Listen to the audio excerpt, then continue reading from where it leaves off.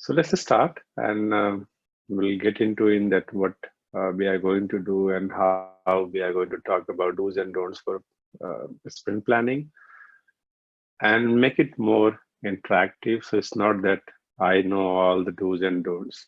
I know you know more than me. And collectively, more than 50 people, we can definitely come up with some good practices that we can try at our workplace. So ensure that we are into in that mode rather than one-way communication. So I will be using Menti to present it, and just need to see a little bit more. And you can open Menti in your mobile phone or a desktop, laptop. You can go through the link over here and you see the code as well. It's menti.com and use 11364115.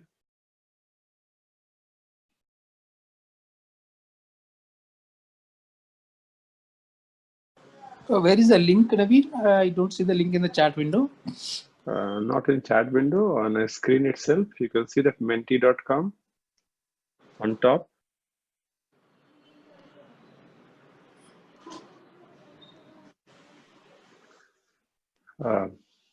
So first thing, let's understand that who all are here. How many? Just a second, can you please bring the screen back? You can see it here still on top. It is going to be throughout the presentation.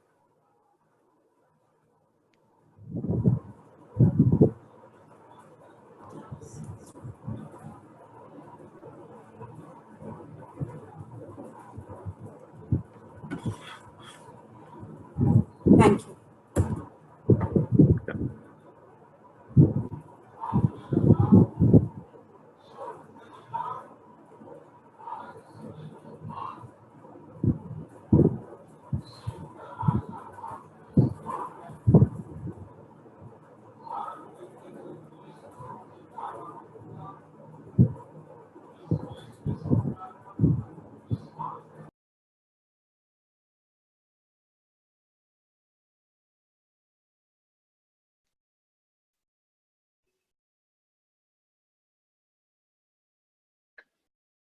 I think.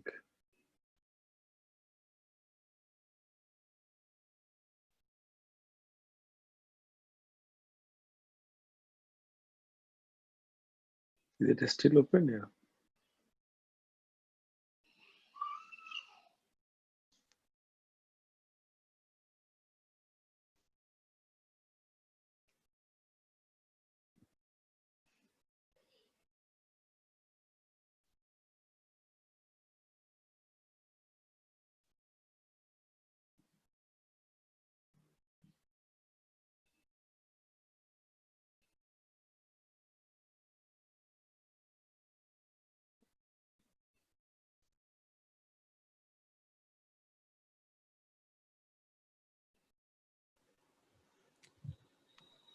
So I believe some 14 or 15 people or so are yet to vote.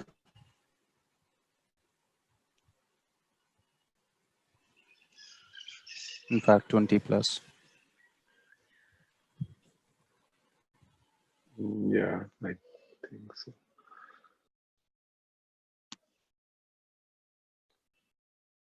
The voting will happen via menti.com only?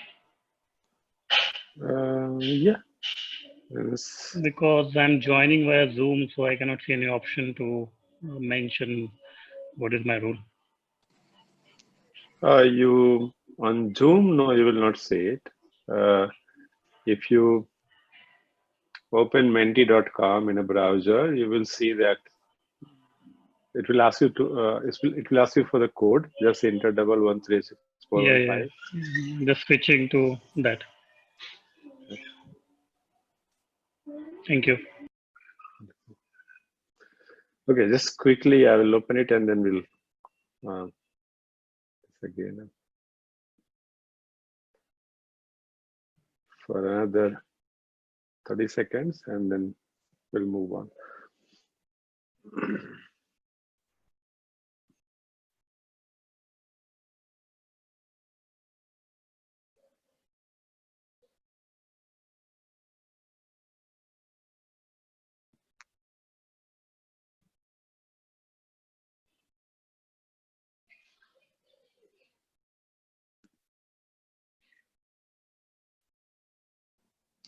Navi, hello. Okay. Yep.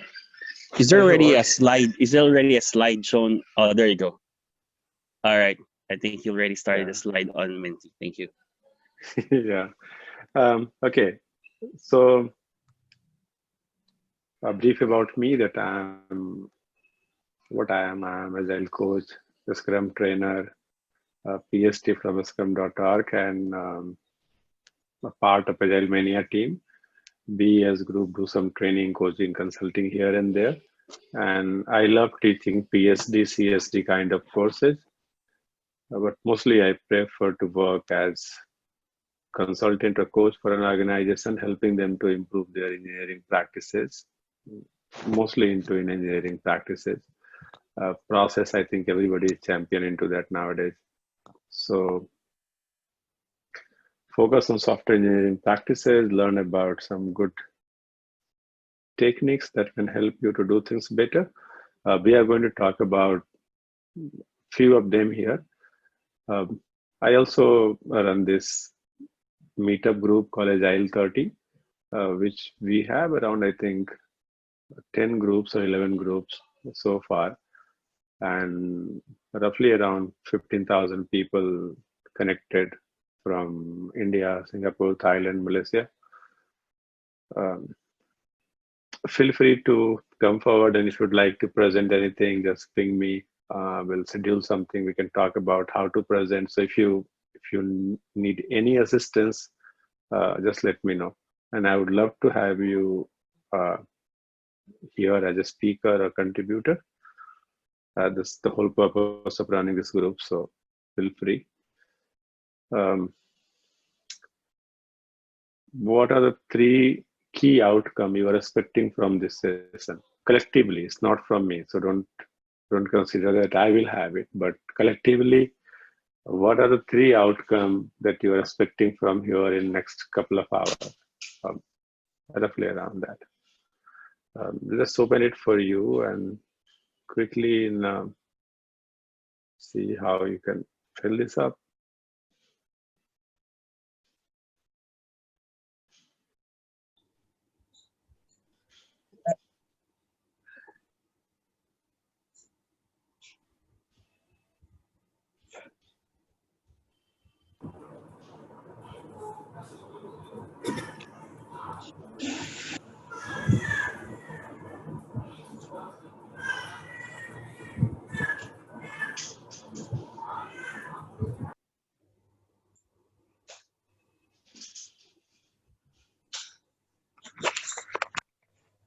Con cao là cái chỗ đó sai.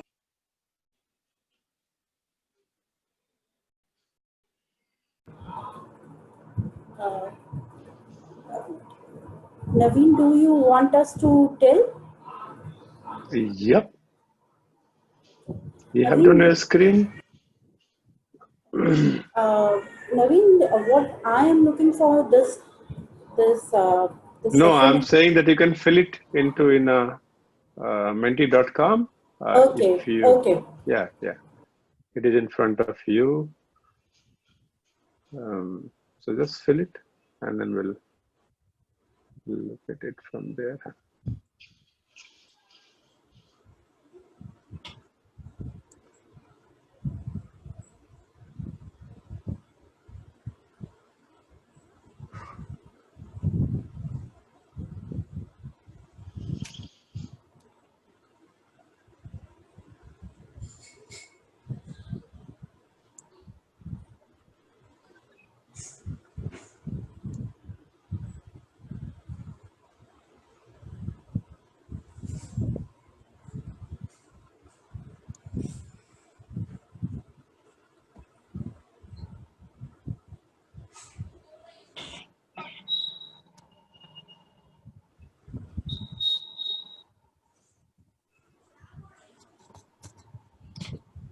So one thing is there that everybody is talking about good practices, best practices, experience in doing that.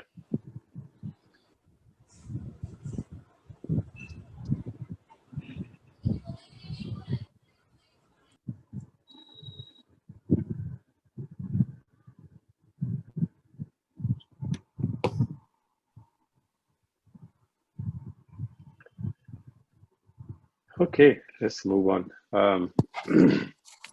What we are going to cover briefly about what is sprint planning in Scrum, prerequisite for effective sprint planning, how to set the sprint goal, what to do as product owner to maximize outcome, Scrum Master role within the sprint planning, and how development team prepare plans to meet the goal, and how to avoid a spillover and overestimate or underestimate, whatever we call. Purpose of having definition of done during planning. Why we call it inspect and adapt event and what to adapt. So these are high level things that we'll get into it and we'll understand together. And then lastly, how to measure the success of sprint planning, that I don't know. So we'll get into in here and just let me.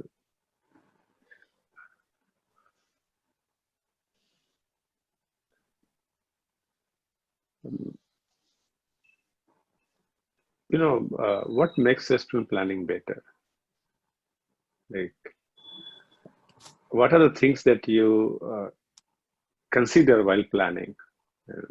Feel free to talk. We'll not go for any voting or anything for that. Anybody? Do you use all of them? Do you use something more than this? Do you use something less than that? I have kept it here: refined product backlog, knowing team capacity, or retrospective commitment, definition of done, team velocity. Anything that you do beyond than this, feel free to put in a chat window.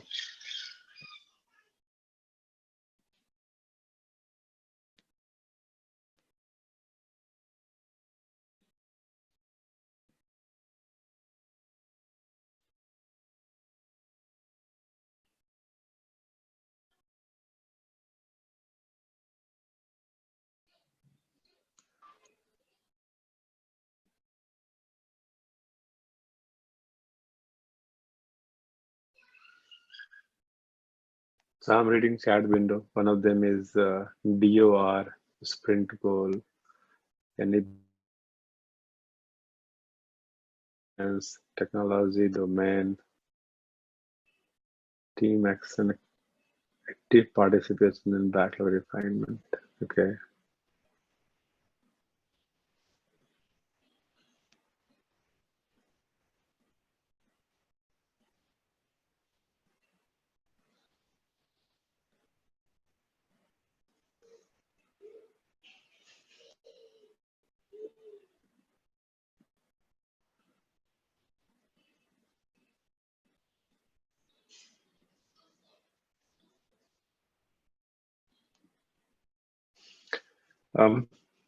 What is DOR?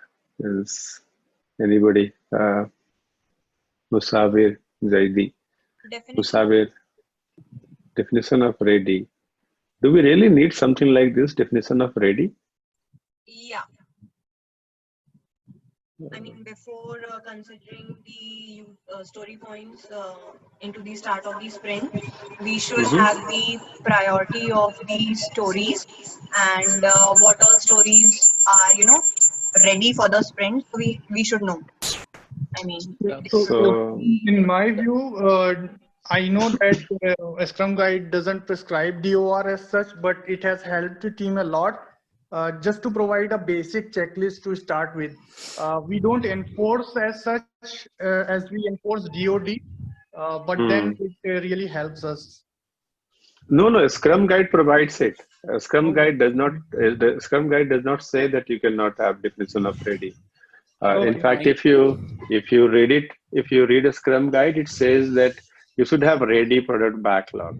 So it is there. Okay. So I think definition of ready is something very dynamic, and something is more of a live document, I would say, where DOD you will try to keep it I mean as much as possible to a finite set of things. There would be some changes also in DODs maybe, but then DOR would be very dynamic. So I think it varies from stories to stories. DOR and DOD both are live documents. The reason being both are checklists and used at different used different stages. So DOR is basically used when you decide whether a story gets qualified for the build, and DOD is basically to make sure that we adhere to set of guidelines or checklists to improve the Right. quality, the way we deliver products. So I In think a both layman are term, we can, subjective. yeah, in a layman term, we can compare it with the entry criteria or exit criteria. I mean, not really the same, but yeah, pretty much. I have one doubt, Yeah. like in definition of, we say that we want the tickets, I mean, the user stories, it shouldn't be dependent on each other, they are free of dependency so that our development team can, start working on it. And it should also carry the acceptance criteria, I mean, before considering for the. So let me throw a question back to all of you. What if we really have a urgent or we have critical requirement, but critical requirement in the sense, think about that there is some policy changes in the government or there is a policy changes in our industry, and we need immediate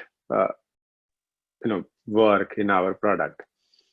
But the requirement is not yet really clear. We are still gathering, and so writing a very clear acceptance criteria is not possible. But everybody understand what we are talking about. But if I go through the checklist of definition of ready, it is not met. Can we pick up that a story in a planning, in a sprint, because it's high value and critical for the company? Naveen, yes, so this is Vikrant. I think it depends on the discretion and the decision of the product owner. We have to respect the decision of the product owner. If product owner agrees and if he is convinced that, okay, this is something really of very high urgency and of great business value, and if he brings in that story for one of the next or immediate next sprints, in that case, even if we are not having a very clear acceptance criteria in the beginning of the sprint or before the sprint planning, I think it is absolutely fine. We are supposed to have a very good alignment, very good communication with the product owner, and we just need to have a basic idea of what needs to be implemented, what needs to be delivered for that particular requirement. So by aligning with the product owner adequately over the next days, over the next weeks during the tenure of the sprint, I think we are we as a self-organizing team and cross-skill team, we are very much capable of delivering such a topic. But at the end, it depends on the discretion, on the decision of the product owner that we all need to respect. Yeah, thank you. Hi, Atulya here. So another point I would like to add, it's more of the development team. Rather, I think product owner has done her part, like in terms of putting the requirement and saying it may not have a clear acceptance criteria.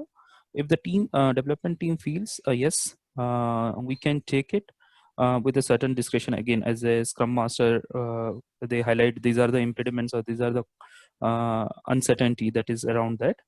And let's maybe target it something around particular days of sprint, say suppose 2 or 3 days, then we can definitely see that, and we can trade off I guess after 3 days or 4 days with the product owner. So let's make it. What I'm trying to highlight is there is no harm in keeping the definition of ready as a checklist for yourself. So when you do a product backlog refinement as a development team and product owner, use the checklist as to talk about yourself that, hey, can we consider it now is ready, or do we need more information around it? But in that case, these are not, it should not turn to be a contract. So it's not like, no PO, this story is not ready, so we will not pick it up. So as long as you are keeping it as a checklist for yourself to ensure that you are going as a team every time and ensuring, there is no harm in keeping it. If you keep definition of ready and make it more rigid, it's turned out to be more like contract, and usually team forces PO that, hey, the story is not ready, so will not pick up in. And as Scrum Master, I have seen them supporting development team in those cases. So that is one of the reasons that I discourage people not to have definition of ready. It may bring a bad element. And again, I'm saying it may, it's not necessary that it will. So if you are keeping it light as a checklist, there is no harm. As long as you understand that this does not means that we'll only pick up the story, those are completely refined and understood, is still fine. And the most important things to understand that we are using a Scrum for a complex adaptive problem. And in a complex adaptive problem, having something pretty clear is not possible. And if it's pretty clear, then it's not complex, correct? So both cannot be happen at the same time. So you will have work where you will have some ambiguity in the requirement and things still emerge. So it's not like we are ready, the story is ready, then the story will not evolve during development. I have seen many stories that evolve over the period when you start developing those. Because even when you do a refinement, you cannot visualize each and every element of an implementation beforehand. So think that way, that is good practice unless we misuse it. Yeah, I think definition of ready is basically, sorry to interrupt. So definition of ready, we are practicing, I'm an Agile coach basically, so we are practicing for our teams. The reason being like, it goes as a good reference point for, especially for people who are doing, Scrum, for like maybe 2-3 sprints past and still they're trying to get hold of what is happening around it. So it is good to start with, because teams expect kind of a guideline to start with, because it becomes, Scrum does not give that. So it becomes very open for them, and then everybody try to bring their own baggage of experience and try to spoil the Scrum game. So as an Agile coach, what we do is we give them the guidelines and say, yes. And also at the same time, we decentralize the decision making, right? Coaches do not make decisions. They say this is the right way to go, and the decision is left to the team, because it's basically the guideline is basically, yes, a story should look like this. You should have 3 C's and acceptance criteria. But what level of detail is required, whether it's sufficient enough to start with the development, it's left to the decision of the team. But still, we will have a reference point for them to begin to because sometimes what happens, product owner, it's kind of some organizations I've seen, product owners are highly paid and they have the hippo culture, so they try to make use of the team to push things without a story, right? So it's actually to strike a balance, I would say. Okay. Another was, Karthik, I think from you, that is sprint goal. A sprint goal is outcome from the planning. It's not the things that helps in planning better. So we do the sprint planning, and as a part of planning, we expect the sprint goal will get defined, correct?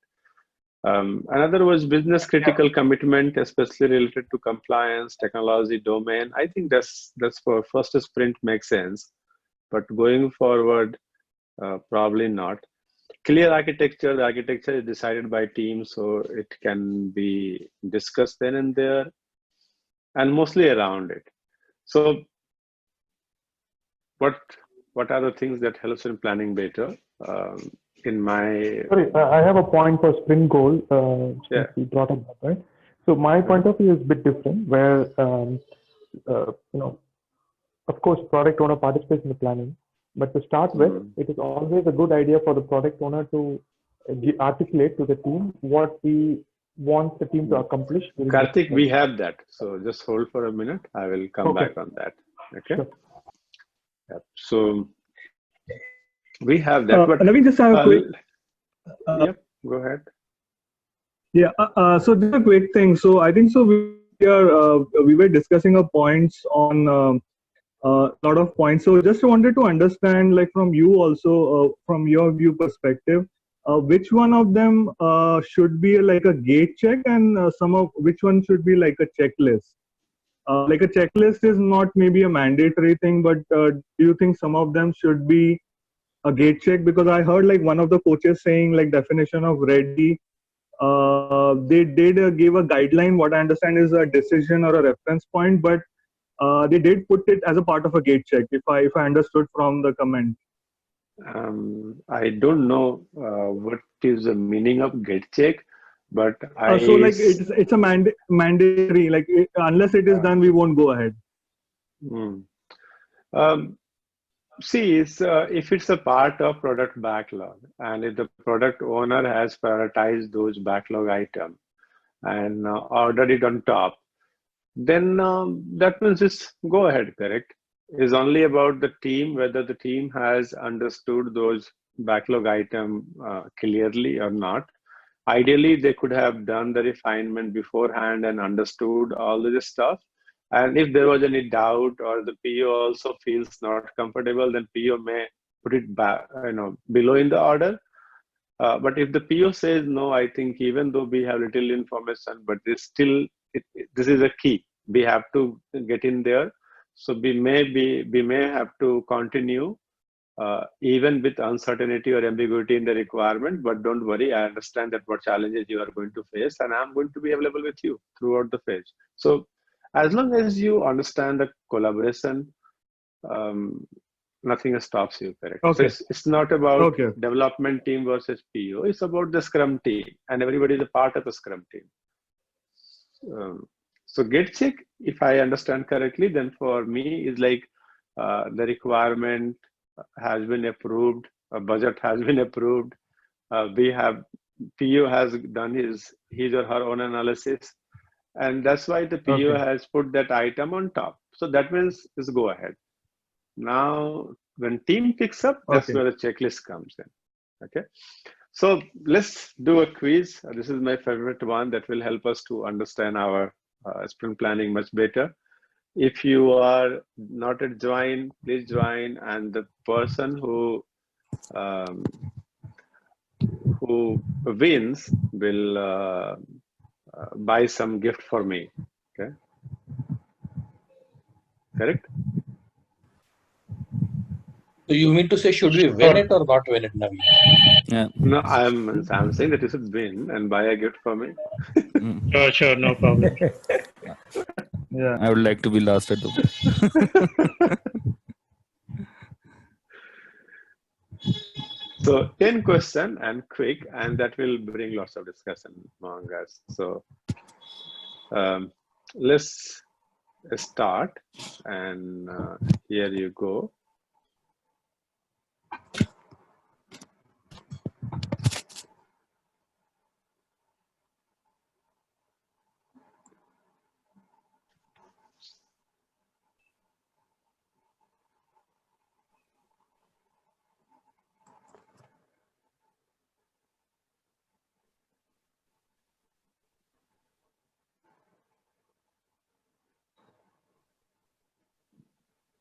One, second one.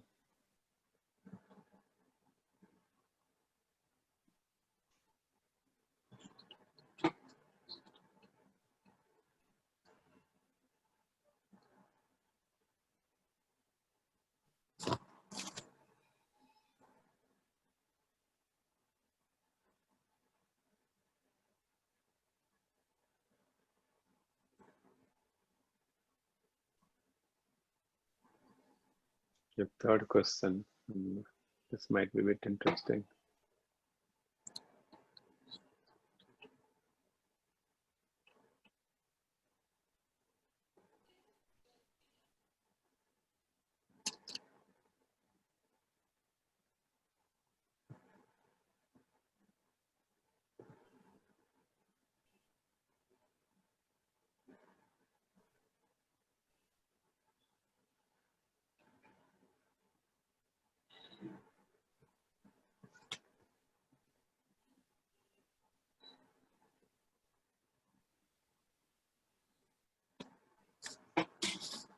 Product owner defines the sprint goal, correct? Fact or myth? 2, 1, go.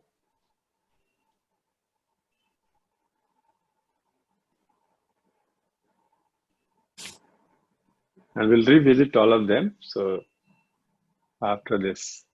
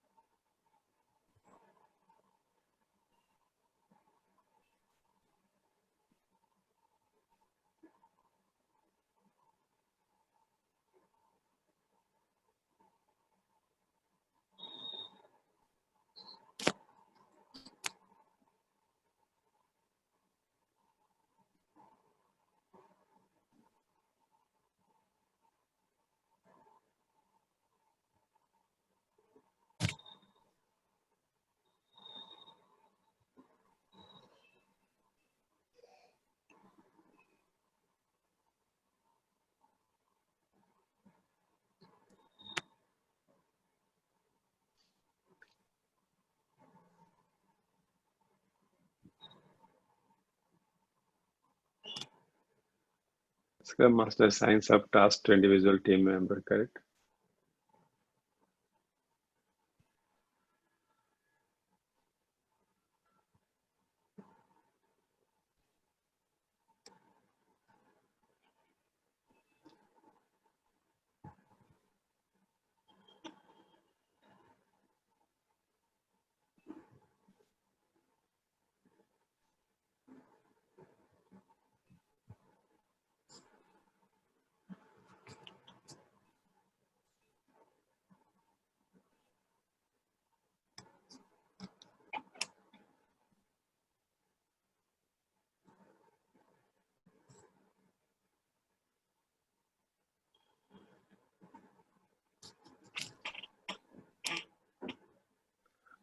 What went wrong? It was a bit of twist. So Yes. size of a development team must be between, it's advisable between 3 to 9 people.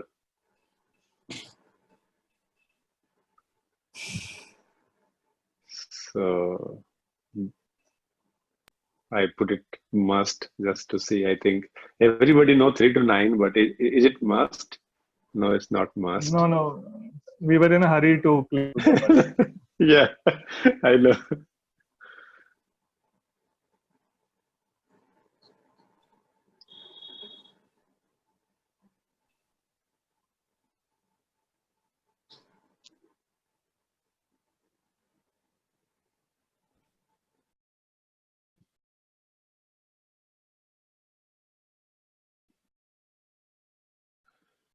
Okay, I think the last one.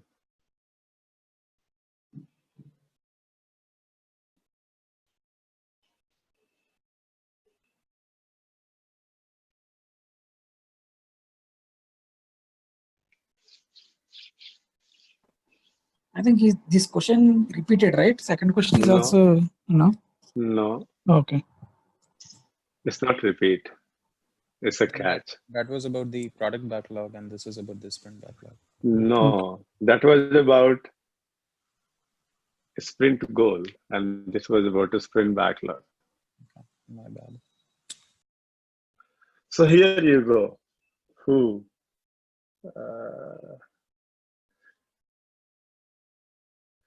Sadiq, I know you are in Egypt. Don't worry. So, any one of you would like to talk about any of this question? In your first slide, Naveen, what do you mean by refined? Is there any standard definition for it? Refined product backlog before going to sprint plan? Refined means a ready product backlog, means the item you have gone through the product backlog refinement or grooming. So you can say groomed product backlog, refined product backlog, or ready product backlog. Okay, so then the outcome of it is like DO, like ready. The story should be ready after you go to the refinement exercise. Yeah. Okay, ready. Definition of ready should then satisfy the definition of ready, whatever we are thinking of. Okay. So we go for a refinement, PO and development team, and they go through the newly added backlog item or user story, if you call user a story, and team analyze those requirements. And then they also talk about design and doability. And if the story is big, then you split the story, make it a small so it can fit within the sprint. And then PO and development team also collaborate to write acceptance criteria for it. If you are practicing some technical practices like BDD and all, then it might be a good opportunity for you to write scenarios and examples as well, so that you can have a backlog item ready. So where do you make it ready? In a refinement. But again, the refinement is not something mandatory. It's not an event. It's just an activity.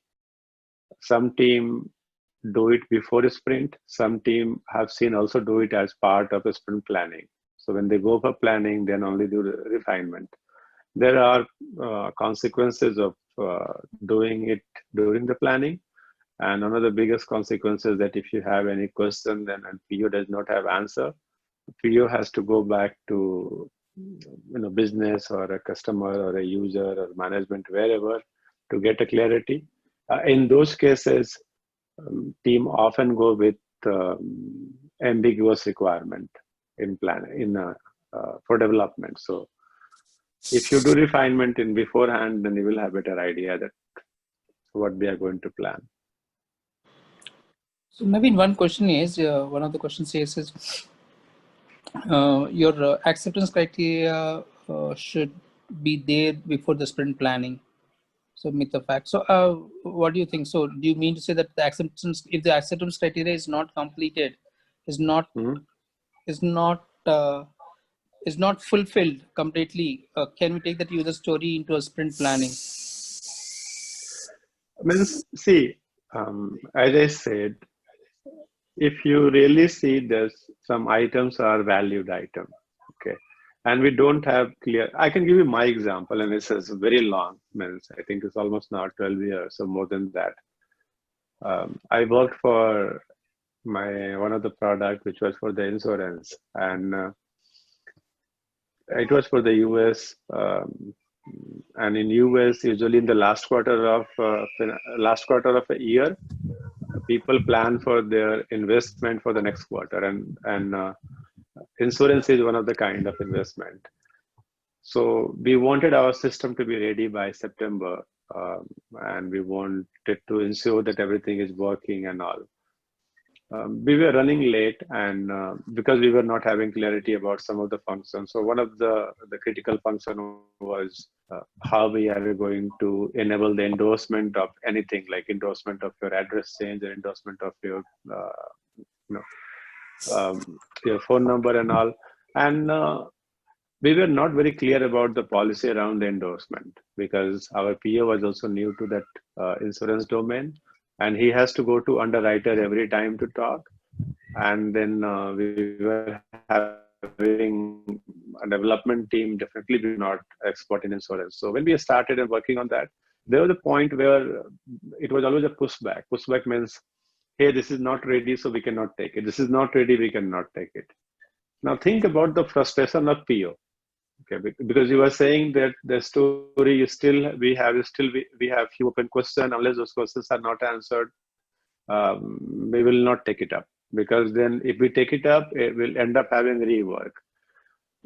PO was going back to the team of underwriters and business people and getting clarity every time.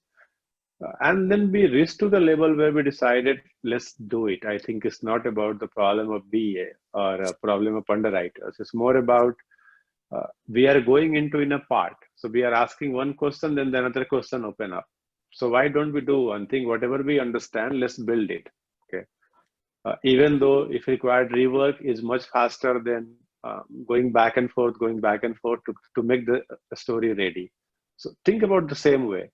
Will you prefer to go back and forth multiple times, or will you prefer to develop the system as per what PO has suggested and you have understood collectively, and then go back to the business saying that this is what we have understood, this is what we are presenting.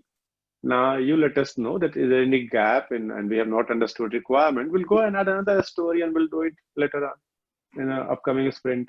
So think that way, that even though the requirement is ambiguous, we can still work. Why to have so much of back and forth here and there?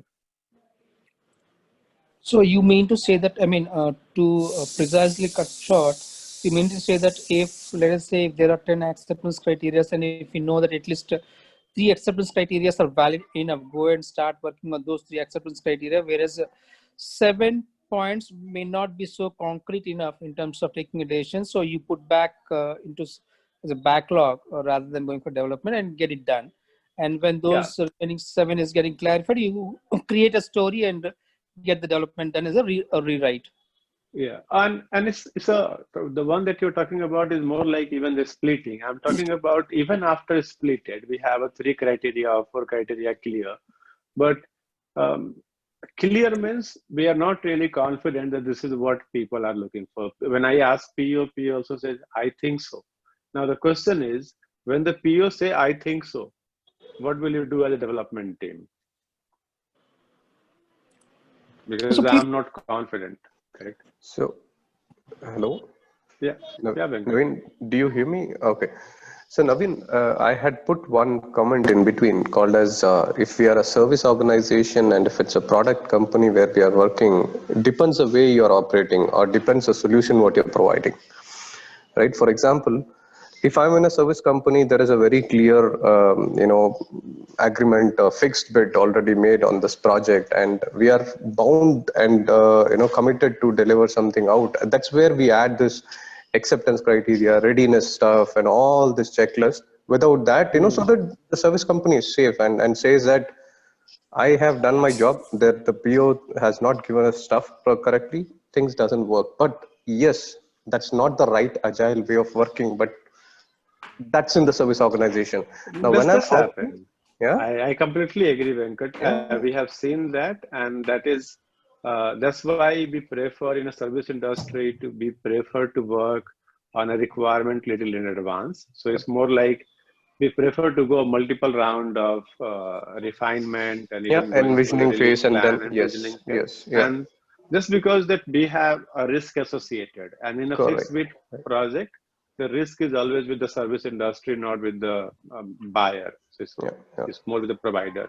yeah. But I have seen in many organizations, because I have operated in service industry for long as well. If you really demonstrate your capability, I have seen your customer change the contract also. So they move from fixed bid to time and material or outcome based or sprint based funding. So all It these happens. things It happen. happens. Yeah, yeah. It happens. I do not deny that. Again, it But goes into escalations, and the product owner realizes that he doesn't acknowledges. Then it works well. Otherwise, that's where I'm saying. I was. It works in an in-house, where you have a control of the product owner who also is committed to deliver along with this program. The Scrum Master who is also committed to deliver. Yeah, Venkat, there is another problem. If you talk to the product-based company, and you will find that they are more or less like service-based nowadays. They are also divided. So it's like IT considered as IT considered as the cost, business considered as a profit, and then all this drama happens there also. But I think it is a fact that we all understand, and we know that it's more like you have to gain the trust, and the trust can only come by transparency, and for transparency we need to deliver it. So day one will not have anything. I mean, day one will not have everything, but if team works and the business collaborate, things change over the period. Agree. So Naveen, to summarize, I have always focused on, I don't know, initially when I started my career in Scrum Master, I started looking into all this readiness and all that stuff, a big list of stuff in each phase. I used to have a checklist, these are things we should have for Scrum and all that. But later on, I realized that if I can stick on to this 12 principles and, coach my team towards this 12 principles, that made a lot more beneficial for the team rather than sticking on. But yeah, the delivery timeline, the commitment, that was to sacrifice. Yeah. So I will suggest that why not to come and talk about your experience on the 12 principle of Agile maybe next time. Right, so sure. ping me offline, we can talk about it. Sure. Thank you. Okay. Anybody else would like to talk about any other question that you encountered in those 10 questions and you feel that, no, this is not acceptable? Yep. Naveen, can you hear me? Yeah, Karan, tell me. Yeah. So Naveen, it's a very good question what you asked. Like, let's the recommended size of a team is 3 to 9, what the Scrum Guide says. And we also see that majorly we have 5 to 7 members in a team. So my question is like, I'm sure you've seen some experience of having a team more than 7 or 8, 9 members, right? Does it really productive, or you split into 2, or what strategy do you use? Or you still see that this is still fine if it is fine with the team? So in your city, before pandemic, I was working with one of the major, they call lighting company. Okay. And our product was not really a software. Our product was hardware. So it was more like a laser light design. And in that case, we were having one team, I think is 11 people. And but the problem is that we need people from supply chain, we need people from assembly line, we need people from design, we need people from R&D, we need people from procurement. So definitely our team size was big, and there wasn't any challenge. But if you ask me that what will happen in a case of software development, then I will not prefer to have more than 4 or 5 people in team, or max 6, because even 9 is big.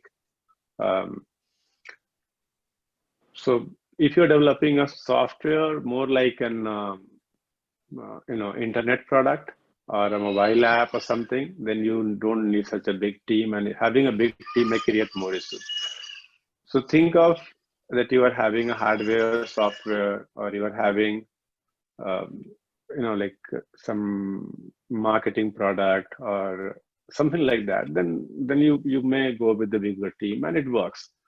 A question comes that can we have a team of 2 people?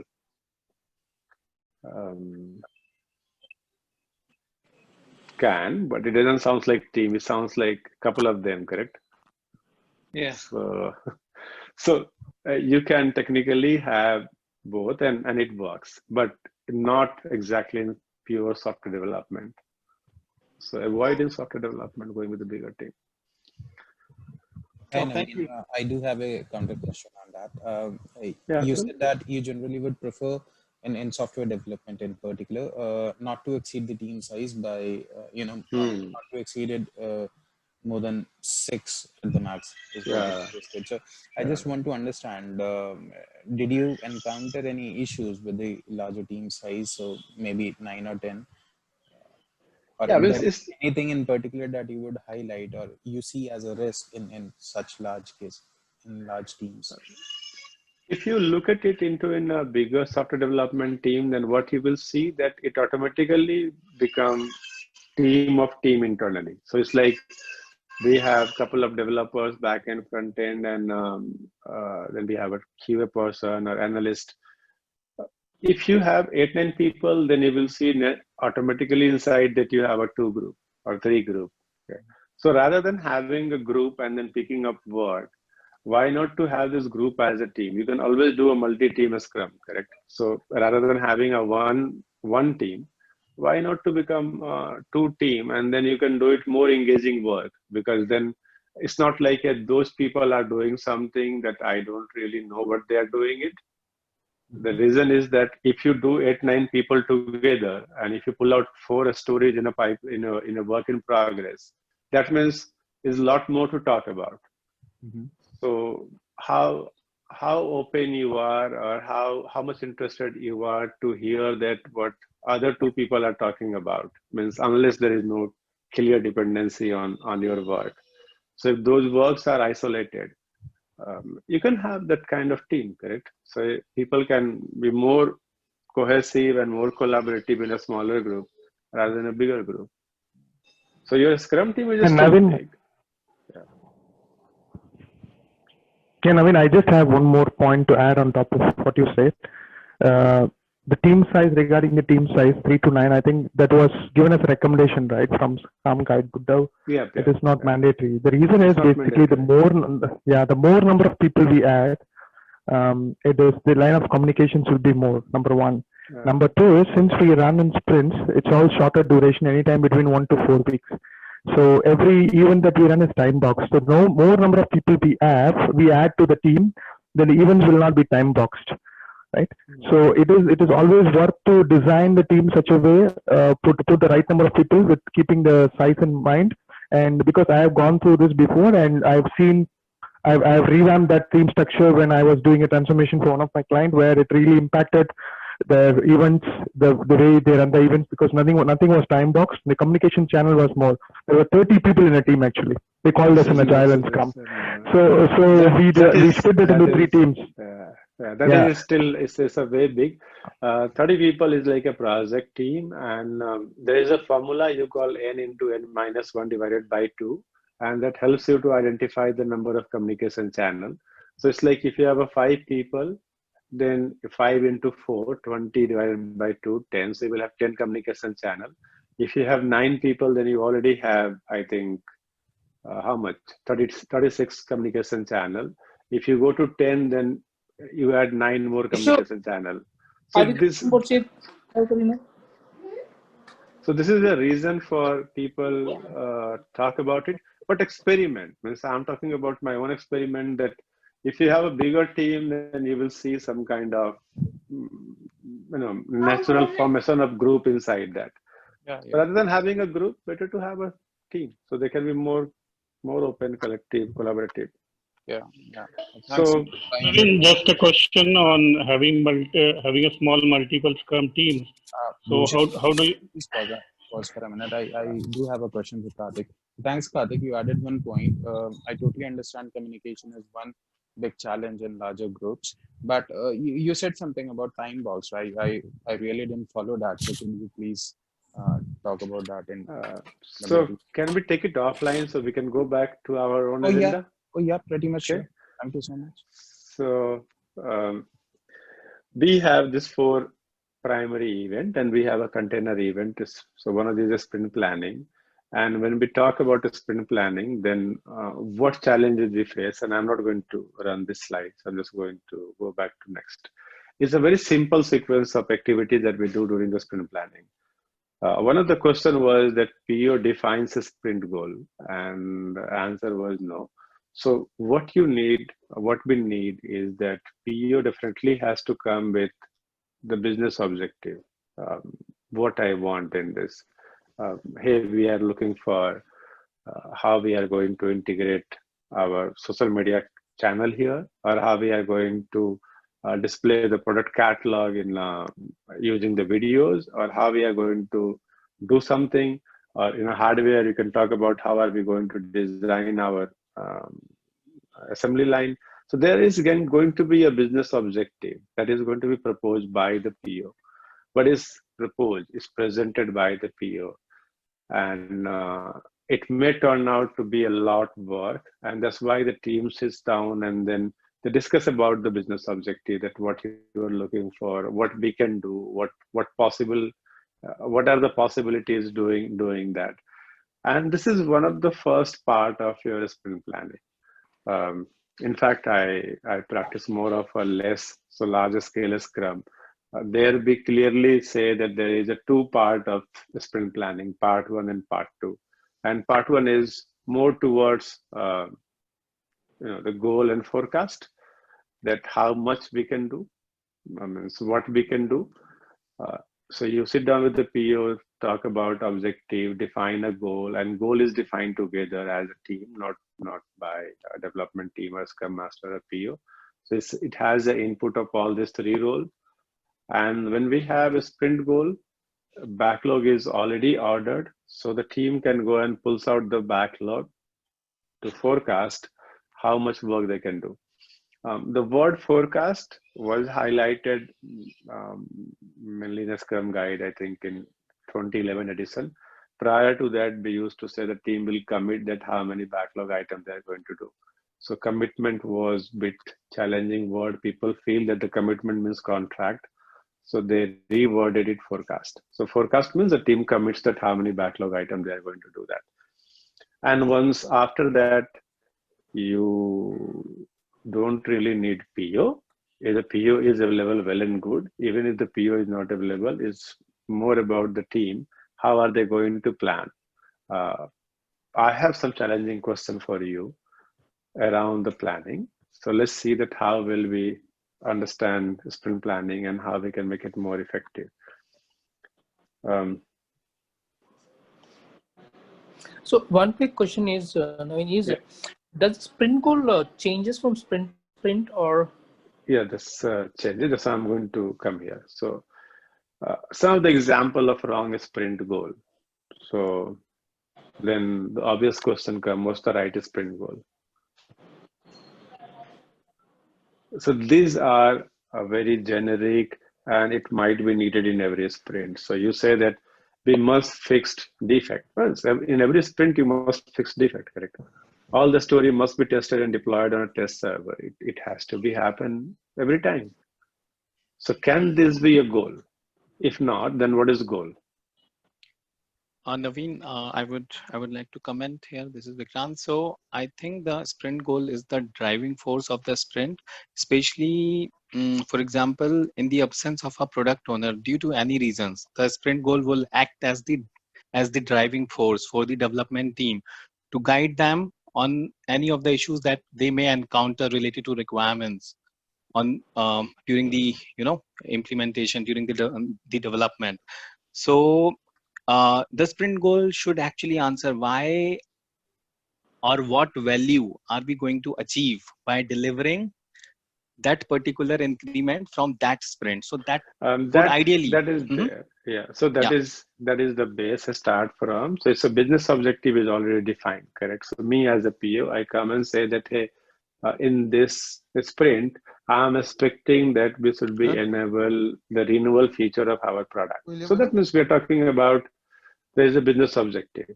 Now for the renewal feature, we need to generate the renewal forms. We need to send the form to our customer. Customers would have option to fill it online. The customers will have option to pay it online. Customers would have option to generate their new policy. So there are 5 or 6 backlog items. Those are around renewal feature. So PO has clear business objective. PO has ordered those backlog items as well. Now, we as a team, so product owner, Scrum Master and development team has to sit together and to see that can we meet all the business objective because it is proposed by the POs. So can we go and meet as it is, or do we need to talk more about that what is possible and what is not possible? Can we come back to saying that the business objective for this sprint to generate the renewal notice? Can be. So we are still around the business objective. Only thing that we are taking a subset of the business objective because we cannot meet the complete business objective in the sprint. So business objective might be a big. Can we translate directly into a goal? If you can, there is no harm in doing that. Do we need to take a subset of it? If it makes sense, do that. If you think that is doable. So think that way. It's not out of context. So it is within the context, and the context has been given by product owner. And this context has also helped to keep the backlog item ordered in the backlog.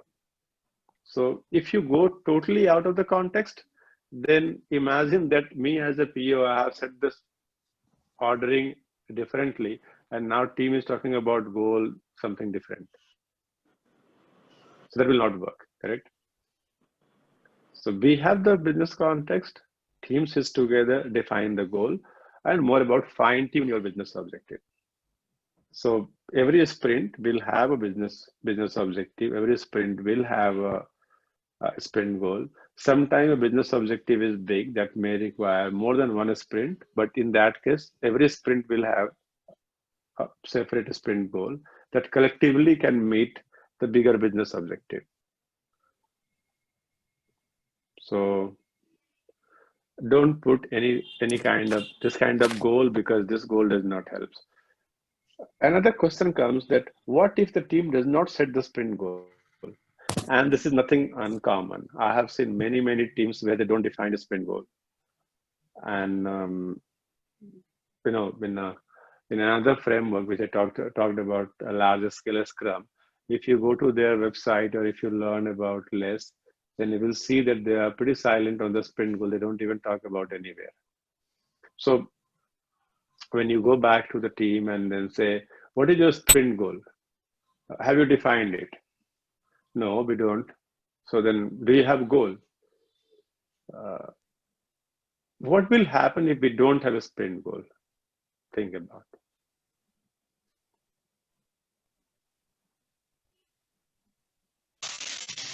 Team will work based on the business objective. Based on the business objective, they work according to that.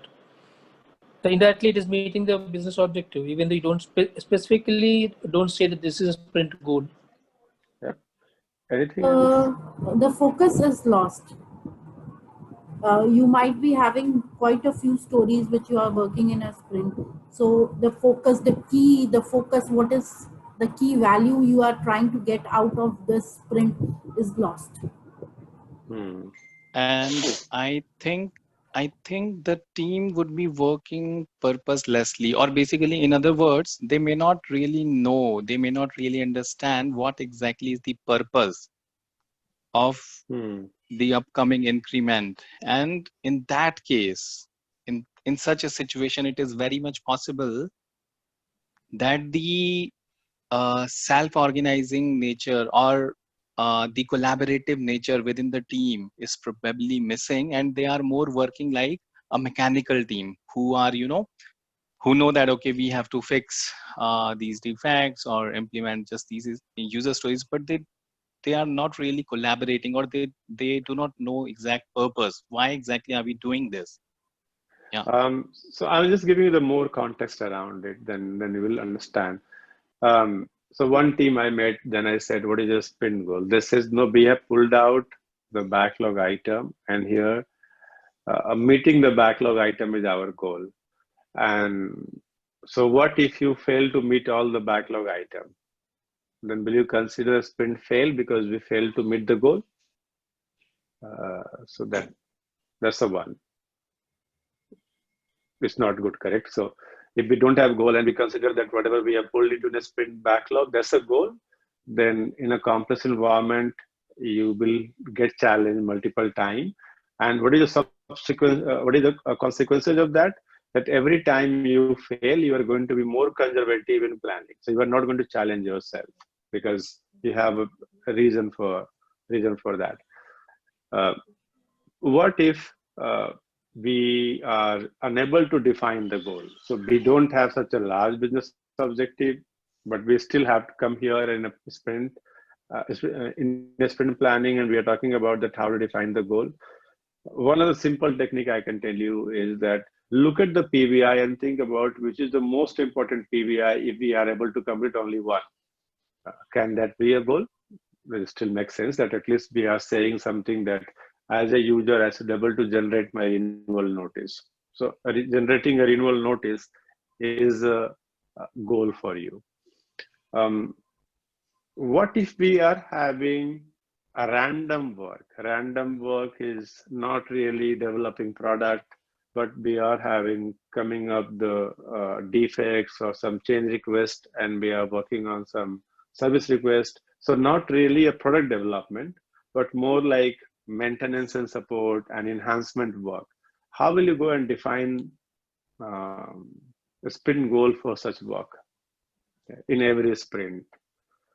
And again, the question goes by that which is the most important change request that you'd like to get it done in this current sprint.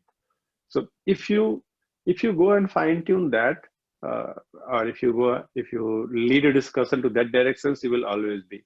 Now the question, can we go and really put somewhere that what is our sprint goal? In fact, if you use Jira nowadays, even Jira gives you the option to set a sprint goal. I will show it in upcoming screen. We use tool, and we use it for our own within the Delmania team to manage our websites and some other activities. So we do define a goal. You can go and set a goal over there in a tool, or if you're using a whiteboard or something like that, you can always put a goal. If you highlight it, it helps you to stay focused. Not having a sprint goal may become problem. And again, I'm saying may become problem because I have seen another team where defining a sprint backlog and not meeting everything is not a big issue. So it's like, okay, if you have met more than 70%, then it's fine. We are expecting that we'll have a variation of 30% in our planning versus done. So if it depends also, but if you ask me, then I will suggest better to have a sprint goal that help you to stay focused and help team to stay together. And your discussion become much more fruitful going forward. But is there a team which don't do? Yeah, there are a team those who don't have the goal. So Naveen, one question from my side. Yeah. So in my team, they are working on 3 different components. Yeah. Right. Whenever we are planning, we are taking the PBIs from 3 different components. Yeah. Right. Yeah. So in this case, I know it is a wrong practice to have 3 sprints goal, but we are defining 3 sprints goal. So I mean, in this see, case, I can say, Tarun, one thing in that case, and this is nothing new. I live in Malaysia nowadays, and here, wherever I go, in most of the company, I know, even see them that they are working on multiple. Okay, there is a less number of people. We have so many urgent things. I only request one thing: that is it possible to focus on a one component in a one sprint and the next component. So at least we should be able to do more work on a one, and if needed, reduce the cycle of your sprint, so that 1 week we are focusing on one, another week we are focusing on another, and we have a simple goal for each week that focuses on one component. Is it possible? Have you tried it? Would you like to try? Maybe it can. But the thing if is, it works, then see, it can solve better. Yeah. Only thing is, the component people are different, right? So one component people, even they are using different technology. So it's C++, Java, and SAS. So each component having different technology as well. So Tarun, I think there is a different problem in that case. Then it seems like your stories are not user-centric stories. Your stories are getting split into in a component, and this component work is not independent. So what if I take a step up and then I say that how this 3 component fits together to complete one user-centric work or customer-centric work, and then pull that as a goal? Then what will happen? Okay. So then getting I can... a level up. Yeah. Because you might be going into in a lower component level, and that's where you are struggling. Think about a level up, and then probably you will be able to pull it together, everything. Yes. So that's a wrong sprint goal. What do you consider during the forecasting PVIs? Besides then whatever I have written, do you also have anything else to think about? So one is goal, another is forecast, and the third is planning. And then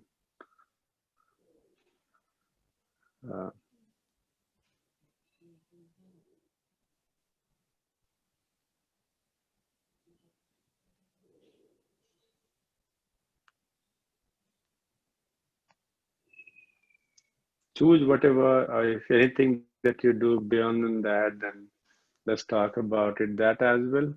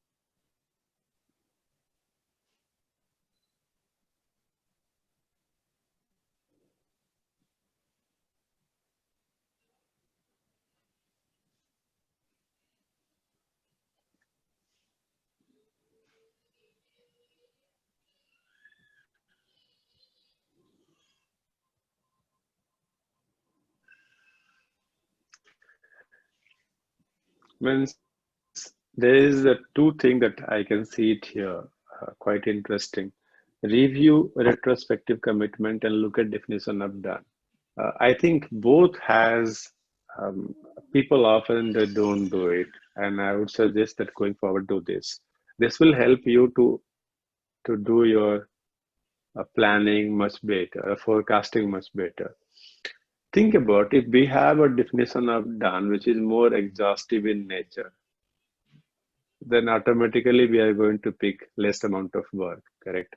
And definition of done is dynamic.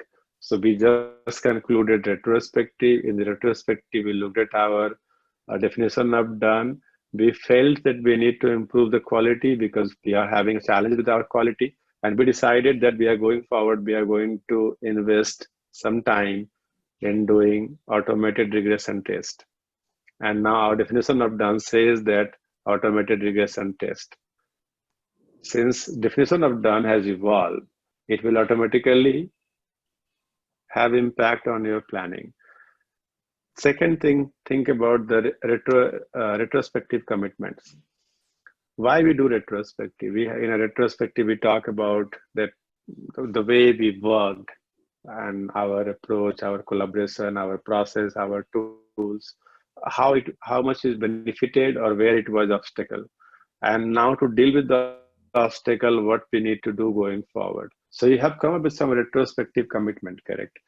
Now, if I don't plan those commitments in the sprint planning, then how will get it done? Then again, we'll go back to the retrospective and say that we didn't get time to do that. And if we are not meeting our retrospective commitments, it will lead to the frustration, and then people will not prefer to join our retrospective, correct? So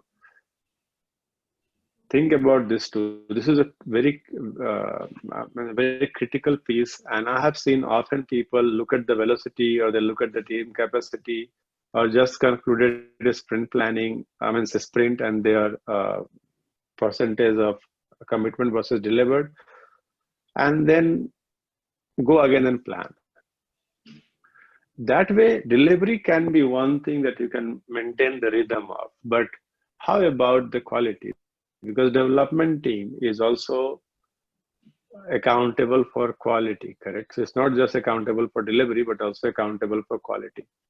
So when you talk about delivery and quality, and if we are not considering these two components, then how will the quality improve? So for me, is must do. So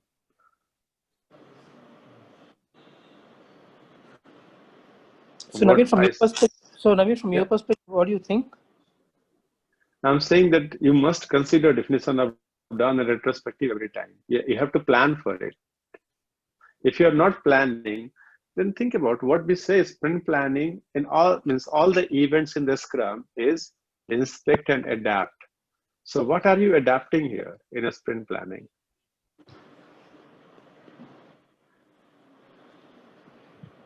What you are inspecting, you're inspecting your product backlog, you inspected your team velocity, you inspected your committed versus delivered. But what are you adapting here? You have inspected that there was a problem with the quality, or there was a problem with your process, or the problem with the collaboration, and you have some retrospective and definition of done. Isn't it important that we have to go and consider those while planning? Because if I don't consider those, then how will I improve and how will I say that we have done better than the previous sprint? So Naveen, okay. Yeah, go on, sir. Essentially, the point number, option 2, that is refer team velocity, and the last one, look at the forecast versus delivered percentage. I believe these two factors are also important, but I just wanted to understand this is important. I just wanted to understand the difference between them, basically. Difference between them? Yes. Difference is very simple. Refer team velocity means people go and sometimes refer that what is our average team velocity. Last sprint we delivered 20, but our average velocity is around 17. Going forward, let's keep it around 20, maybe plus minus 10-15% up and down. But we have to also look at that average velocity says 17. But last time when we picked up, how much percentage we delivered it? Correct. So are we really doing that? Because those average number can be challenging. But why I'm coming to this question here is because the factors which will affect my velocity will also affect my factor of forecast versus deliver percentage also. So I believe essentially both will give me kind of same results. Both are almost similar thing. One is more about the confidence and one is just about the number. Correct. So that's all. So Naveen, it is the same thing. Yeah. So Naveen Uday here. I'm not trying to defend my what I answered, but what I felt when I answered look at forecasting versus delivered, the reason is, I'm thinking that the ceremonies will take care of the respective stuff. And intrinsically, when I consider the percentage of delivered in the past, and I, forecasted for the future, intrinsic, I consider that a review of retro is happening, definition of done is in each of their ceremonies, those are happening. And that is where, I feel the last one makes more sense rather than looking at just the retro and the other one. Yeah. So it is, I put the question in a way that it will bring some kind of discussion. Actually, you need to consider all of them, not one is good, one is bad. Okay, so you consider all of them. So here, now the last part of a sprint planning is preparing a plan. How many of you prepare a plan like this? We have a story, we have a subtask, and our task seems like more like a testing, development, review kind of work. So do you see any problem here? Yes. Subtasks we never create. We will only just go with the stories. Yeah, you don't create subtasks, correct? No, I don't think so. So it is basically the development team will be creating the subtasks. The So stories it's a development team. So, sir, I say will not bifurcate. So there's a voice is Product owner going on. No, I'm saying I think that the product. Hold it for a second. I'm just saying that this is a development team plan. It's not product owner. It's a team. Have you seen the team prepares the sprint backlog like this, where we have a stories and then we have subtasks for the stories? No. So, no. Yeah, quite a few neophyte teams still do this. Yes, Naveen. I don't think so. It's basically it happens in the two stage. Yeah, it happens when you're a very beginner of your Scrum, wherein you don't have moved completely into Scrum, and you're moved from your typical breaking of your module into component into modules into sub task and subtask. That is where this thing happens. Yeah. But I don't find any problem in that, even if I do, being I'm a beginner of a sprint or a Scrum, or being I'm an expert to it.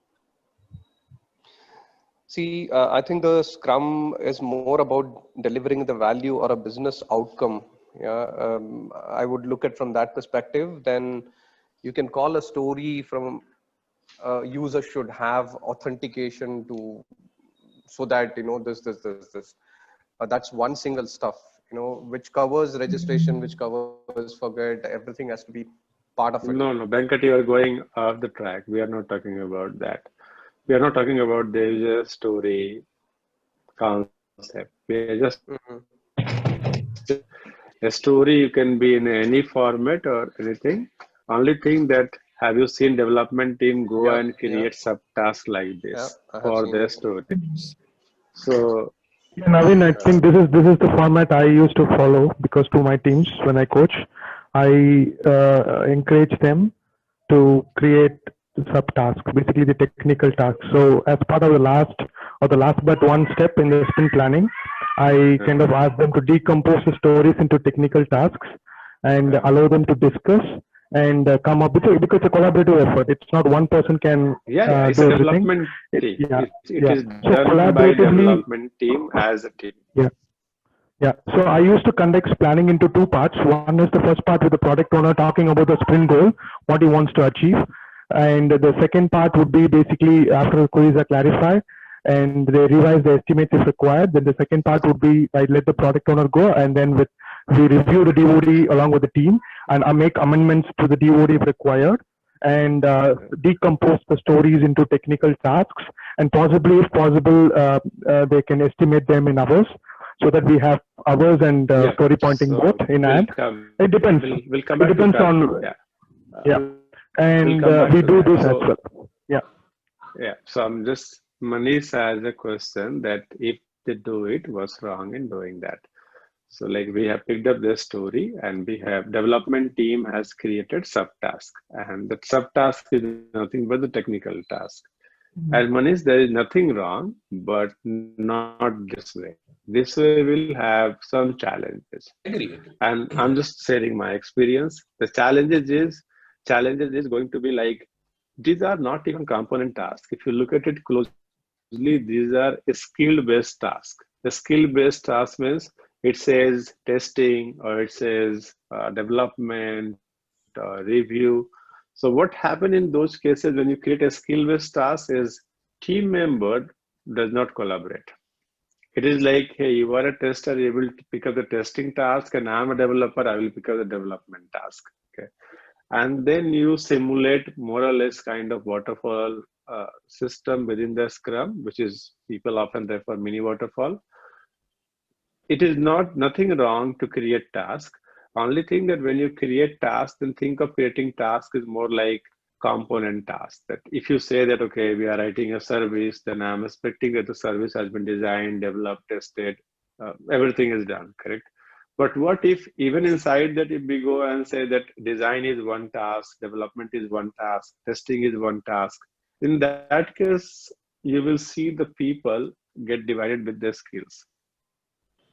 Agree, Naveen. I was just pointing out that yes, team can create subtasks. Even when I'm looking at these tasks, quite a few things, could be part of DoD itself rather than having a specific subtask. But rather than having a specific task. Yeah. Naveen, one quick question. I'm doing the similar exercise. So when you said the teams are getting divided because they are expertise in that area. For example, there is a design team who does the designing more in terms of the pixels and everything. There's a one development team who actually writes the APIs, the business logic and everything. And there's one particular person who will be actually doing the testing. So when you create a subtask, you actually enter the efforts, okay, that will take for that one. So that will give a clear picture for a testing person to understand when that particular story will be coming to his plate so that he can verify the particular user story and move it to the concept or definition of DoD. Okay, so it is going to be, Suresh, a little lengthy discussion. I would be very happy to talk to you about it in a one-on-one. Why I'm saying that? Because whatever you are talking about, there is too many components into it. One, do we really want to track effort? And do you think that only way to communicate tester that when is going to be get completed? When we have daily Scrum, when the team is working together, why will people communicate effort and plan through that? So it has some more element to that. This doesn't sound like collective ownership. It doesn't sound like collaborative team. So we can talk about it maybe offline, or maybe if we get time towards the end. We have another 30 minutes. So let me just complete 2-3 things and then we'll get back to that. Sure, Naveen. Yeah. So here, just avoid skill-based task. And if you really want to learn what are the consequences, I think I wrote a few months back a blog on Medium, which not only demonstrate this mini waterfall, but then there is another consequences of it, and that is much bigger. It generated technical debt. So you will have a huge number of technical debt because of that over the period. So avoid is better. One way, do you see something like this? This is my website. Yeah. So we have a goal, publish agile software development services to allow customer to contact us. Maybe this is our goal. We have a website, redesign work. We do it. We have to-do list. We do have in progress, done, review, put it live. We have only a story. We don't have subtask. Is there anything wrong? Naveen, what does reviewed means? Reviewed means that PO has reviewed and looked at it. So we just communication purpose. So whenever we say done, me as, let's say I'm a PO, then I get notified and I go and look at it, and then I let the team know that I found everything is fine. If not, then I can just go and add some subtask over there and things can move from there. So you mean to say done is for development team and reviewed is for the PO perspective specifically? Yeah. We just use it for the communication purpose. It's not really a workflow, but it's more for the communication. And live means when we go and deploy it on our website. So Naveen, which phase do you we have get our testing done in? sprint planning, we have sprint backlog. Sorry. Everything is tested then and there. So we have, we don't even create subtasks.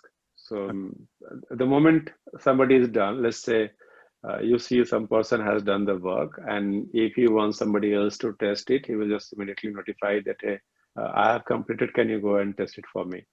Got so it. till the time is not tested, is still in progress. Got it. So hang in there. Just this is little one curious, simple way of doing that. Just a little Yeah, curious, Naveen, here, when this story point will be awarded to the team, once it is done or once it is reviewed?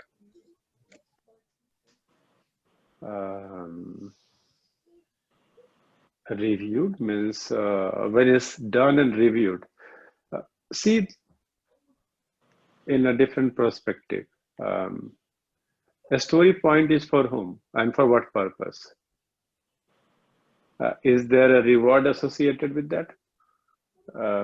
If yes, then you can fight. But if it's not reward associated, okay, then doesn't matter, correct? It doesn't matter, but maybe a different discussion. We can take it offline. That's fine. So Naveen, you're saying the reviewer is basically the product owner. I'm just saying. I mean, as that's fine. I can talk, but that's fine. I'm a product owner. Yeah. Reviewer means the product owner. And yeah, here I am using it. Reviewed means product owner. So you can call it as a UAT, you can call it as a reviewed, whatever you can call. Okay. And it's not necessary to have it. Okay.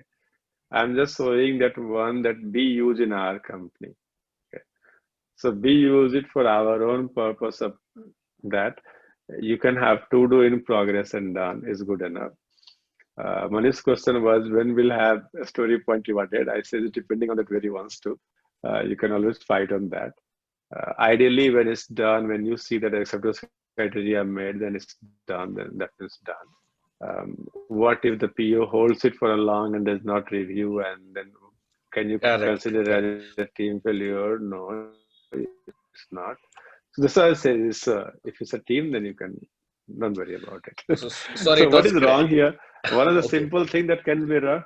Yeah, I know, I understand that what you were talking about. What can go wrong?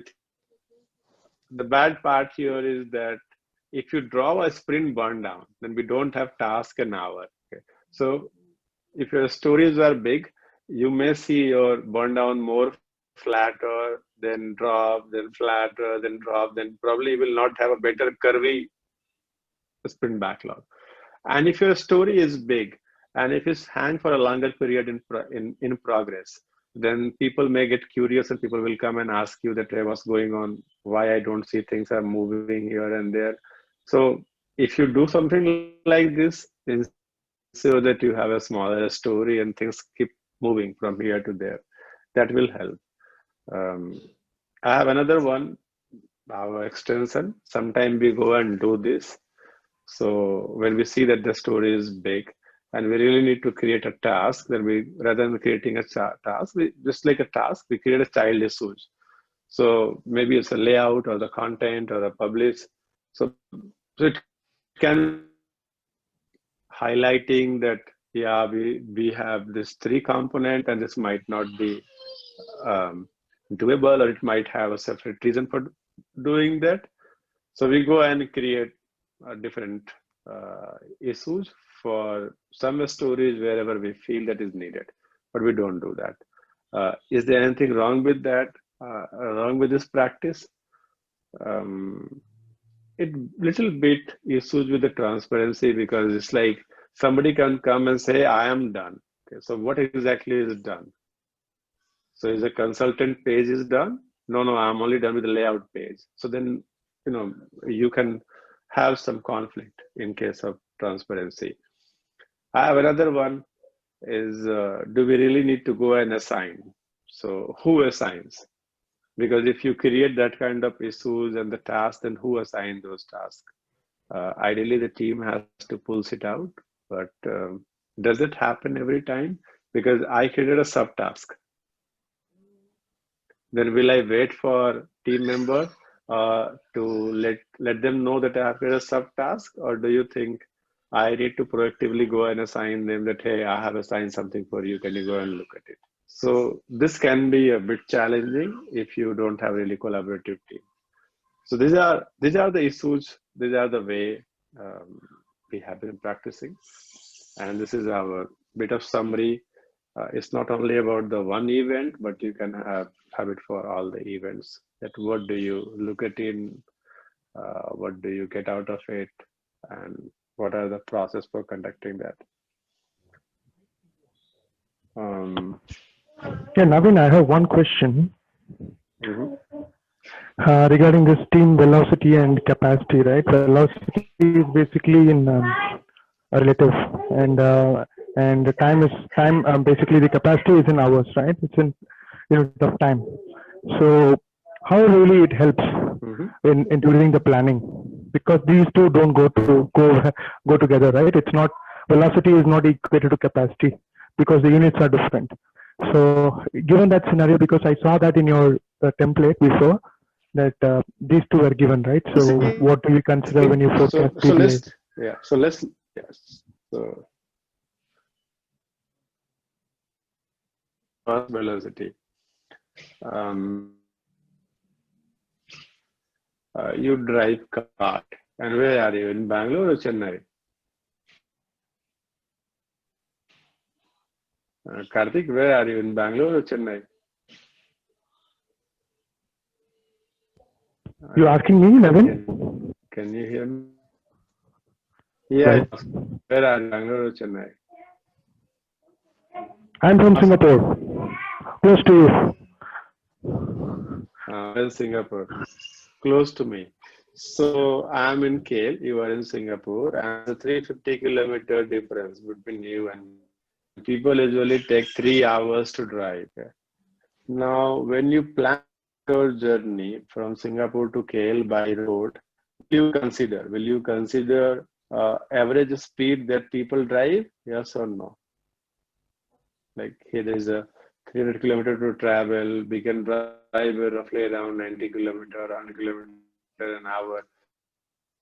If you are considering those speed for planning, that's called your velocity. Average speed is speed of delivery. But can I continuously deliver with the same speed? No, we also need to look at capacity, and capacity coming up, people will not be available. People are going on vacation, so they will not be available. So we do have velocity, but can this velocity only be helpful in planning? Do we need to consider capacity also? So look at the available capacity. We can always travel between Singapore to KL in 3.5 hours or 4 hours, but there can be some hurdle. Sometimes we have a festival or we have Chinese New Year, people get stuck, you have issues with the immigration. So one is your average speed that can help you to forecast, but while planning, you have to also look at your availability, and availability is nothing but the capacity. So any other question from here? So you can refer it back. It will help you to understand more. One thing that you would like to learn from here or take it from here and go and improve your sprint planning, feel free to add it. Hi, Naveen. Hey. There is just one query, Naveen. In the events where after the major in a greenfield development, the major product has been released, and further enhancements are now coming up in the coming sprints. And at that time, the enhancements are coming like across different modules. Let's say a logistic application. carrier, shipping, load, etc. different modules. And now the enhancements are coming in every sprint across different modules. Like because of the importance, they couldn't be clubbed under each module as a goal. So in that way, when important things across module come, it's more comma separated. One suggestion you gave earlier was like we can identify the most important item. That could give a clue or a guideline as a goal. Can you please help in this as a best practice that can be followed here? See, one thing that I know is, and I can tell you, is sprint planning is only time to plan. Think that way. And I work on a support team, means with the support activities, and is in most of the product, when your product release, then your product goes for support. You have no other choices. Often when you go in an industry, people will say that in that case, why don't you start using Kanban? What is Kanban? It's unnecessary further complexity. So it's more like you're talking about, you're talking about that going forward, we are going to use a board where we'll say to do, we'll pull out the work, we'll prioritize, we'll review, and then do something. Think about what if I have 1 month of a sprint planning. I have 1 month of a sprint and we plan a sprint in the beginning of a sprint, but we plan only what we can plan at that time. But our sprint is flexible. We have a goal that, hey, this is sprint, this is what something that we need to do. Our goal is to, automate something, or our goal is to visualize or reduce our, a change request, or our goal is to make a stable system. We have to reduce our incident. So you can set a goal for the whole month. But the stories can keep coming in. That's okay. Means enhancement can keep coming in, incident can keep coming in. You can plan more frequent, but you have to plan as a sprint plan once. But it doesn't mean that you cannot plan going forward. You can plan maybe every 2-3 days or a week. You can sit down and then see, hey, can we add more work? Do we have time? Is there anything that we need to focus on? You can still do that, all this stuff. So if you support or support activity, or if you have enhancement, if you have a change request, yes, you need some changes. One, you can go with a very shorter sprint. Like you can give it the 1 week of a sprint. We'll have a clear objective, one change request that we'll focus on, we'll deliver it, and we can have a couple of high priority defects. We can go and do that. Another is that I can go with the 1 month sprint. And then 1 month sprint, we'll plan once, but we'll plan not for the entire sprint, because any sprint planning is not to complete the whole sprint plan, correct? So things will keep evolving as we move forward, and we'll keep addressing those as soon as we are done. So both way you can use it. You can avoid getting too much into in a Kanban. It's not that the Kanban is bad, but it's not like we have to jump from the one board to another board just because our problem statement has changed. Okay, that should not be the goal. Maybe we'll explain you someday that we even learned the Stressy chart wrongly. Somebody has said, when you are in a complex, then use Kanban. When you're in a complicated, then no. When you're in a complex, then use a Scrum. When you're complicated, use Kanban. I think the whole basic thing people don't explain is bad. It is a learning curve. When you are in a chaotic, that means we have no idea what we want. And when we have an idea, then we get in a complex environment. When you release the product, your product shifts into a complicated domain. And it doesn't mean the development ends then and there.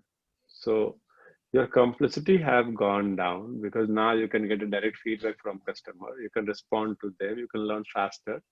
You only need to think about that, can applies or adapt lean-based practices to reduce the waste and optimize our process to respond faster.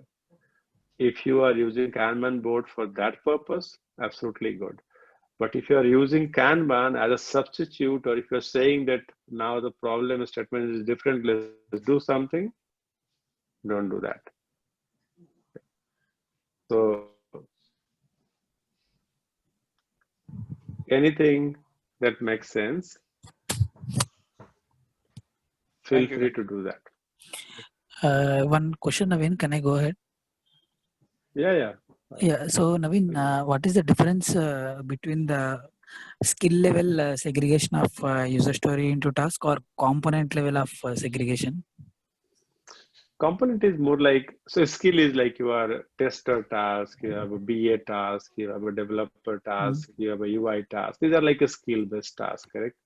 Component task is you are having a subset of the system. So you can say that I'm working on a services. So service means we are looking at the BA, developer, tester, maybe the backend developer. Everybody is going to be working on that particular component.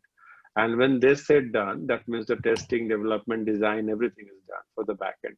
Similarly, the user interface can be the one component, or mobile interface can be one component, and web interface can be another component. Or we can have a middle tier, some services, or we can have a DB as a component. So component means which is not directly linked with one particular skill. And sometimes the components are reusable. Reusable means if I write one service, I can use the same service for the mobile and the website. So that's a component. So what is the best practice to segregate user story into tasks? Is component level better to have a component level, because if you have a component level, then the team members will be more collaborative, correct? Because they will be talking, they will be interacting, they will be understanding, and they will not be waiting for their skill-based task. Yeah, any better method than component level also, Naveen, you wanted to suggest? Means if you can create, don't create task, that's a much better. You have a smaller stories and then you can do it. So you can just create a smaller story rather than bigger story and then do it. Yeah, thanks, Naveen. Okay. So anybody would like to talk about anything, feel free. We have another 10 minutes to go. If not, we can. Naveen, can I ask a short question? Yes, Adi. What's the role of Scrum Master in sprint planning? That's I think that's the question that we haven't talked about. So the role of a Scrum Master first to be a team member and create a sprint goal together.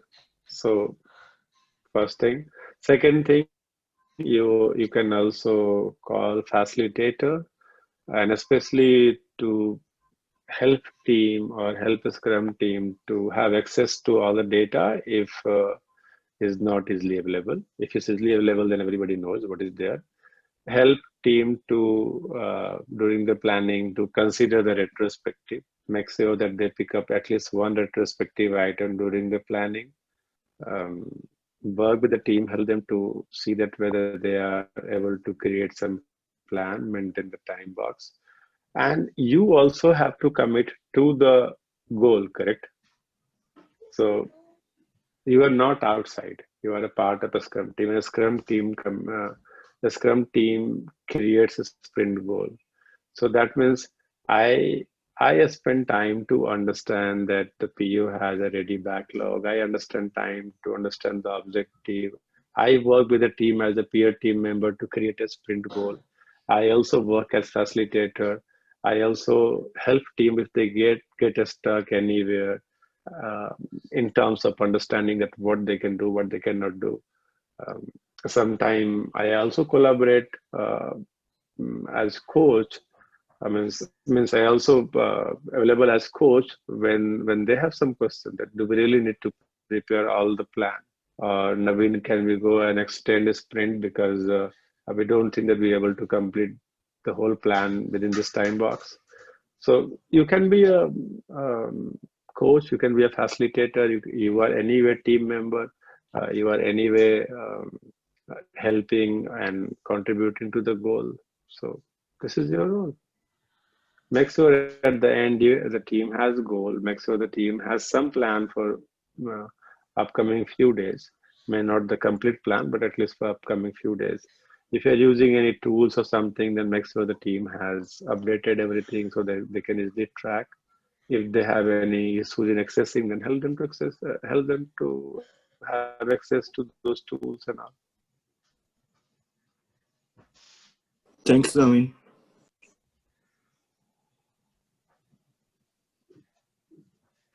So, anything for today? Yeah, Naveen, can I ask a question which is not that much related to sprint planning? Yeah. Naveen, I'm a Scrum Master. So, what would be the best resources for me to take? Best resources to take to learn. I think one of the simple thing that you can do that you can learn through the Scrum Master Checklist. There's a website called a Scrum Master Checklist. Created Michael James, MJ. It's quite nice. You can learn from there. Visit less.works website, large scale Scrum. They have a lot more content that are very useful to learn and can be a good source for you. But most important, learn a bit of engineering as well here and there, because you are a coach, so you can help your team to exactly learn that. Okay, so learn about and if it's napaka-boring yung discussion, kaya pakinggan mo. Nakakatulog ako. Sorry, Naveen, can you repeat? There's a disturbance. If you told about checklist. No, I said a Scrum Master checklist. Then I said you have to go through the LESS website. You have to learn a bit of engineering because you are coaching your software development team. Sure. So if you learn that, it will help you to be a good coach over there. And maybe sometime you can go and play a role of development team member. Yeah. Yes. So LESS website is like a certified. People learn by pairing. Yeah. But it's an open source, correct? You don't need to go through the training. The content is available. You can easily access it. What is the other one apart from LESS, Naveen? You said one more. Scrum Master checklist. Yeah. No, I was saying that learn about some good engineering practices and because Naveen, ultimately you are coaching them. Yeah. Yes. Regarding your engineering practices learning, I think again it's a very wide area because it gets everything under the sun in technology. And this is specifically a kind of a dilemma for me being into this much of experience. Typically in India, this way, it works this way, number of years of experience. So apologies, I'm going in that way. But when you talk about learning, so how you suggest that this learning should happen, because there are many technologies, many things, and how we can do it. So you don't need to be a hands-on, and you don't need to be really getting into all this stuff. Read one book called Extreme Programming by Ken Beck, and look for the original version of Extreme Programming of Ken Beck. Okay, because I think there is quite a few versions of it as here. well. Yeah. So look at for the original version. Learn first that what the extreme programming is. Yes. Practice. Okay. Who's the author? Then go to cucumber.ai. Kent Beck. So B-E-C-K. K-E-N-T. Yeah. So Kent Beck, and that's the original book. And then go through the cucumber.io website. Okay. Cucumber.io. And there you can learn BDD. Okay. Yep. Don't get into in doing part. Though you don't need to do a hands-on as of now. Don't do that. Learn the concept. So learn extreme programming, learn the BDD concept, learn about simple design, that what exactly it means, and go to what is his name? CI guy, I forgot his name.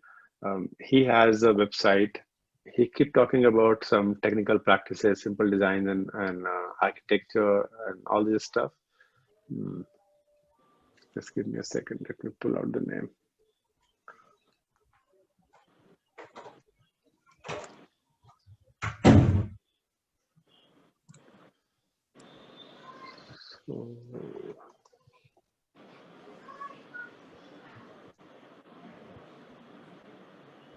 Martin Fowler.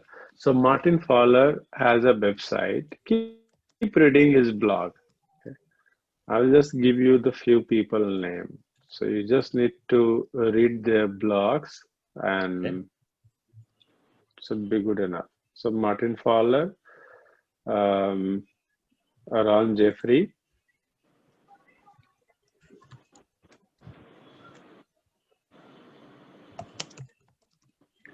Naveen, can Uncle you put this Bob, in chat? Sweta. Yeah, I'm just doing that. Yeah. So Martin Fowler, Ron Jeffrey. Ron Jeffrey has their website with the Ron Jeffrey name itself. Martin Fowler also has its own website. And the original writer is Kent Beck for Extreme Programming. XP by Kent Beck. Uncle Bob is Robert C. Martin. Sweta has put a name here. He has a book called Clean Code. And then he came with a Clean Coder, and he also ran a website called Clean Code. I forgot the name of the website. So he has some high quality videos and all. There's another guy, his name is Joshua. He also talked about modern agile, and he has lots more technical, videos on technical practices. But what I'm trying to say that if you are not doing coding right now, it's not necessary that you start learning coding. Okay, you have coded in past. You have done development in past. Correct. You can easily correlate when you go and learn about these practices that how it can be useful. It is always good that if you spare some time and learn something new, because right now if you try to learn on a Java or .NET or C++, it might be harder. There is a world for there's a whole world for JavaScript. Yep. If you love doing something in your part time, you can develop a website using Angular or React or Vue.js, something like that, and you can experiment with that. But it's not necessary. The first and foremost thing that you need to learn these practices to the level where you can talk sense to your team.